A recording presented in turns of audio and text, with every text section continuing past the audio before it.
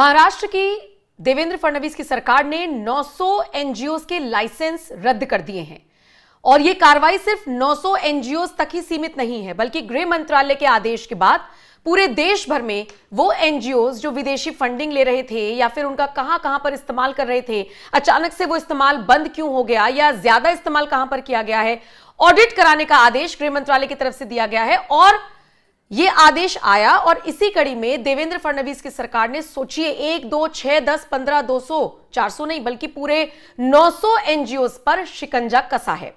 ये पूरी खबर क्या है, इसको और विस्तार से आज समझने की कोशिश करेंगे और कैसे इन एनजीओज के माध्यम से विदेशी ताकतें मजबूत होती हैं, भारत में अपने मंसूबों को कामयाब करने की साजिश रचती हैं, इनको कैसे धराशायी करने की कोशिश की गई है, आज इसे भी आपको समझाने की कोशिश करेंगे। मेरे साथ मेरे वरिष्ठ सहयोगी पंकज प्रसून जुड़े हुए हैं। पंकज जी, एक साथ 900 एनजीओज पर शिकंजा कसना अकेले महाराष्ट्र में, क्या समझाएंगे, कैसे इसको दर्शकों तक आसान शब्दों में बताएंगे कि यह कितना जरूरी था?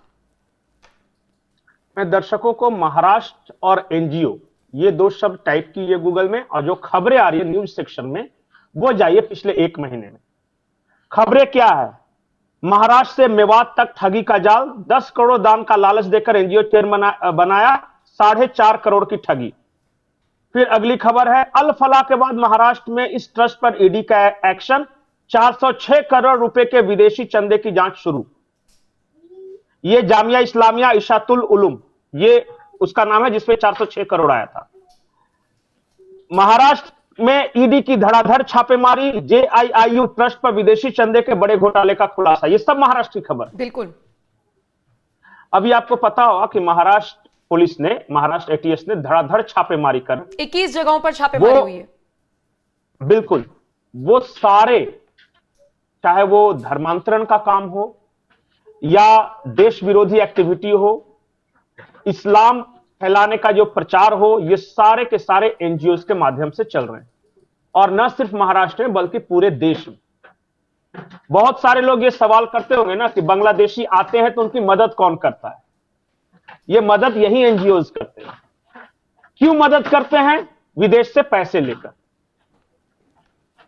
हम ज्यादातर जब एनजीओ के बारे में समझते हैं ना, मैं ये नहीं कर रहा हूं, नो डाउट बहुत सारे एनजीओ बहुत अच्छा काम कर रहे हैं, लेकिन बहुत सारे ऐसे भी एनजीओ हैं जो विदेशी पैसे लेकर जमीनी स्तर पर देश विरोधी काम कर रहे हैं। उदाहरण के तौर पे, चूंकि मैं खुद झारखंड से हूं तो मैंने देखा है अपनी आंखों से। ये जियान द्रेज नाम का एक विदेशी नागरिक है और वो झारखंड में इसी तरह घूम रहा है। वो पता नहीं कहां से पैसा लाता है, लेकिन आदिवासियों को पैसे और ऐश अय्याशी करा के वो क्रिश्चियन में कन्वर्ट कर रहा है। इस तरह महाराष्ट्र में भी, खास करके उन इलाकों में जहां पहले नक्सलवाद था, जैसे गढ़चिरौली वगैरह इलाका, वहां बहुत सारे ऐसे एनजीओ हैं जो धर्मांतरण के काम में लगे हुए हैं। गरीब हैं लोग, और गरीब का सबसे पहला भगवान पेट होता है और उसका वो फायदा उठाते हैं। तो जब ये जांच की गई तो पता चला कि विदेश से पैसा आ रहा है, लेकिन उनमें से बहुत सारे पैसों का हिसाब किताब नहीं। वो सऊदी से भी पैसा आ रहा है, वो पैसा दूसरे यूरोपियन देशों से भी आ रहा है, क्योंकि मैं इस्लामिक और क्रिश्चियन दोनों की बात कर रहा हूं। अब हिंदू यूनिवर्सिटी का तो कोई बाहर से आता नहीं, एनजीओ का तो ये तो यहीं के रहने वाले एकमात्र देश है, तो इनका तो सारा यहीं का कारोबार है।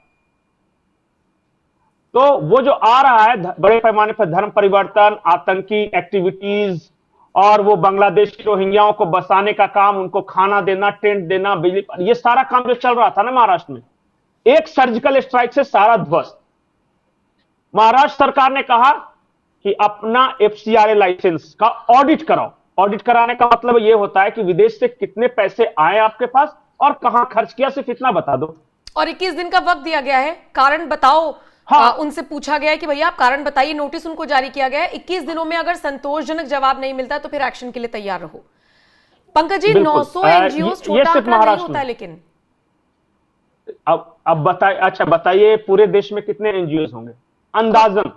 अब अगर अकेले महाराष्ट्र में 900 है तो इस हिसाब से तो लाखों चल रहे होंगे पूरे देश में। नहीं, महाराष्ट्र में 900 है नहीं, 900 को तो सिर्फ नोटिस भेजा गया। बिल्कुल बिल्कुल, मैं तो और ज्यादा। हाँ, मैं आपको एक बड़ा अच्छा उदाहरण बता। 2018 की बात है और राजनाथ सिंह ने सिर्फ एक चीज कहा कि जो भी विदेशों से पैसा प्राप्त कर रहा है वो एसबीआई में खाते खुलवा दीजिए, उसमें आपका पैसा आएगा। इसमें तो आपको कोई हैरानी नहीं हो रही होगी। हैरानी तब हुई जब रातों रात कई अकाउंट्स बंद हो गए। 2 लाख एनजीओ बंद हो गए अचानक। फिर एक और कहा 2021 में कि एफसीआरए जो आपका लाइसेंस है वो ऑडिट होगा साल में एक बार, कि पैसे और नियम बनाया कि आप अपने कुल आमदनी का, मान लिया कि आप नम्रता अपने एक एनजीओ बनाए, आपको 100 रुपए की आमदनी है, तो आपसे कहा गया कि सिर्फ 30% प्रशासनिक खर्चों पर खर्च कर सकते हो और 70% जो है वो आवाम की सेवा में, जिस काम के लिए आपके लिए पैसे आए, जैसे प्रशासनिक खर्चा मतलब कि अपने लोगों को सैलरी देनी है, एक ऑफिस लेना है, कंप्यूटर लेना है, इन सब के लिए आप 30% ही खर्च कर सकते हो। लेकिन अगर 100 रुपए आपको कहीं दान से मिले हैं तो 70 रुपए तो, अगर मान लिया कंबल बांटने का काम है तो 70 रुपए का तो कंबल बांटो। सिर्फ इतना कहा, पता चला 2 लाख और बंद। फिर कहा कि भाई जो पैसे आ रहे हैं विदेशों से, साल भर में एक बार ऑडिट करा लो। हम नहीं करा रहे, आप खुद ऑडिट करा लो और खुद ही करके गवर्नमेंट को दे दिया करो। पता चला 4 लाख और बंद। मतलब इनसे सवाल ना पूछो, ऑडिट की बात ना कहो, खाते खुलवाने की बात ना कहो, सरकार की नजरों में आने को ना कहो, लाखों एनजीओ चल रहे हैं और जैसे ही ऐसी कुछ बात आएगी तो सब बंद, रातों रात। अब तक 8 लाख एनजीओ के दफ्तर पे अपने आप ताला लग गया। सरकार ने न बंद कराया न कुछ किया। 8 लाख एनजीओ, मतलब एक एनजीओ से अगर 5 आदमी जुड़ा हुआ है, मान लीजिए 5 आदमी, तो 8 5 40 लाख लोग तो डायरेक्टली इन्वॉल्व है ये काम करने में। वो कुछ ना कुछ तो गलत कर रहे होंगे, तभी तो अपने आप बंद कर दिया। अब गलत करने में अगर 40 लाख लोग डायरेक्टली इन्वॉल्व हैं तो इनडायरेक्टली कितने इन्वॉल्व होंगे? अब बताइए। और ये सारे लोग कहां काम कर रहे हैं? ये सारे लोग वैसे इलाकों में काम कर रहे हैं कि जहां बिल्कुल पिछड़ा इलाका है। मैं ये नहीं सोचता कि जो भी गरीबों के लिए काम करता है वो खुद अमीर कैसे बन जाता है, गरीब वहीं वहीं कैसे रह जाता है। कभी ये बात सोचा है? गरीबों का नेता, गरीबों के बीच काम करने वाले एनजीओ, ये सारे अमीर बन जाएंगे, गरीबी वहीं की वहीं रह जाती है। कारण मैं बताऊं आपको, इस देश में सबसे ज्यादा एनजीओ कहां चल रहे थे? नॉर्थ ईस्ट और ये रेड कॉरिडोर वाली पट्टी, नेपाल से जो शुरू होती है, उसके बाद बिहार में एनजीओ चलेंगे, फिर झारखंड में, फिर उड़ीसा में, छत्तीसगढ़ में, तेलंगाना में। ये सब एनजीओ सबसे ज्यादा यहीं पे क्यों थे? कभी सोचा है? क्योंकि यहां गड़बड़ी करने के चांसेस ज्यादा है, धर्म परिवर्तन ज्यादा का चांस है।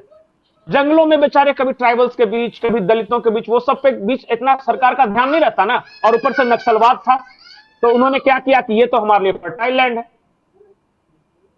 अब मैं एक और इंटरेस्टिंग बात आपको बता रहा हूं, ध्यान से सुनिएगा। हमारे यहां एक एनजीओ है, निर्मल हृदय करके उस तरह की संस्था थी रांची में। वो गरीब बच्चियों की सेवा करती थी, मतलब जो अनाथ बच्ची कही रही ना, उसको लाके लालन पालन करती थी। वो मदर टेरेसा की संस्था थी। पता है वो क्या करते थे? जब छापेमारी हुई तो क्या पकड़ा गया? वो आदिवासी इलाकों से गरीब बच्चियों को लाकर अरबों को सप्लाई करते थे, विदेशों में भेजते थे। बताइए कितना सेवार्थ। मदर टेरेसा की संस्था है वो। ये तो बकायदा छपी हुई है। आप रांची मदर टेरेसा की संस्था का टाइप कर दीजिए, वो पूरी खबर आ जाएगी। तो मैं तो उस व्यक्ति का नाम ले रहा हूं जिसको भगवान बना के रखा है, सेंट की उपाधि दी गई है। जब उसका एनजीओ ये काम कर रहा है तो बाकी एनजीओ क्या कर रहे होंगे? नहीं, और पंकज जी, चोर की दाढ़ी में तिनका हम बचपन से सुनते आ रहे हैं। कहीं कोई दिक्कत नहीं है तो ऑडिट करा ले, आपको कोई दिक्कत नहीं है तो आप अपने खाते की चेकिंग करवा लेंगे, मतलब कोई दिक्कत नहीं होनी चाहिए, मुझे कोई दिक्कत नहीं होगी। लेकिन जहां चोर की दाढ़ी में तिनका है वहां तो फिर ये रातों रात इसीलिए बंद होते हैं। और मैं बताऊं, जब से ये सब बंद हुआ ना, तब से वो एनजीओ के आंदोलन भी बंद हो गए। अब कहां नर्मदा बचाओ आंदोलन कोई करता है? अब कहां कोई ये करता है? वो आंदोलन बंद हो गया, फंडिंग बंद हो गई, तो काहे का आंदोलन? एक आखिरी बार मैं एक चीज बता रहा हूं, बड़ा इंटरेस्टिंग सुनिएगा। एक तमिलनाडु के कुडनकुलन में एक न्यूक्लियर पावर प्लांट बन रहा था भारत के ऊर्जा जरूरतों की पूर्ति के लिए। ये रशिया के साथ कोलैबोरेशन करके हम बनवा रहे थे। और एक ग्रीन पीस फाउंडेशन करके एक संस्था है, बहुत बड़ी एनजीओ है, और वो आपसे पैसे वैसे भी मांगते रहती है ऑनलाइन कि दे दीजिएगा। अब ग्रीन पीस जो है वो अमेरिका की है, भारत, इंडिया और रशिया के साथ मिलकर ये पूरा न्यूक्लियर पावर प्लांट बना रहा था। उन लोगों ने क्या किया, एक के उदय कुमार सामाजिक कार्यकर्ता को जोड़ा अपने साथ, फंडिंग वंडिंग करी। के उदय कुमार ने एक पूरा का पूरा आंदोलन खड़ा किया कि ये न्यूक्लियर पावर प्लांट नहीं बनने देंगे, रेडिएशन फैलेगा, तो पता चलेगा कि आदिवासी के महिलाओं के कोख से बच्चे अबॉर्ट कर जाएंगे और विकलांग पैदा होंगे, ये सब करके पूरा माहौल बना दिया। और पूरे यूपीए सरकार के दौरान इन लोगों ने वो कुडनकुलन न्यूक्लियर पावर प्लांट नहीं बनने दिया। मोदी सरकार आई, कुछ नहीं, उसके बाद पता चला कुडनकुलन प्लांट भी बना, एनर्जी भी प्रोडक्शन हो रहा है, आज तक किसी को कोई रेडिएशन भी नहीं हुआ, सारे लोग भी खुश हैं। ठीक है। उसके बाद ग्रीन पीस वाले को बताया कि भगाओ इसको। एमनेस्टी इंटरनेशनल, ग्रीन पीस, ये सब जितने बड़े बड़े नाम थे ना, भारत में इन लोगों ने बाजार खोल के रखा था, सारे भागे हैं यहां से। और इसी तरीके से एनजीओ भी बंद कर करके भाग रहे हैं क्योंकि उनके ऑडिट की बात आ गई है। शुक्रिया पंकज जी मेरे साथ जुड़ने के लिए। हम जिक्र महाराष्ट्र का जरूर कर रहे थे, लेकिन पूरे देश में कितने एनजीओ चल रहे हैं, कितने रातों रात बंद हो रहे हैं, कितने ऑडिट के डर से खुद ताले लगाकर अपने लोगों को बेरोजगार कर रही हैं, और कितने लोग डायरेक्टली जुड़े हुए थे ऐसे कामों में, सोचिए इनडायरेक्टली कितने जुड़े हुए होंगे। ये सारे सवाल हैं जिनके जवाब जानना जरूरी है। सरकार तो कोशिश कर रही है, गृह मंत्रालय की तरफ से भी आदेश दिए गए हैं, जैसे जैसे जो अपडेट्स आती रहेंगी इन एनजीओ को लेकर आप तक पहुंचाते रहेंगे। बने रहिए एनएमएफ न्यूज के साथ।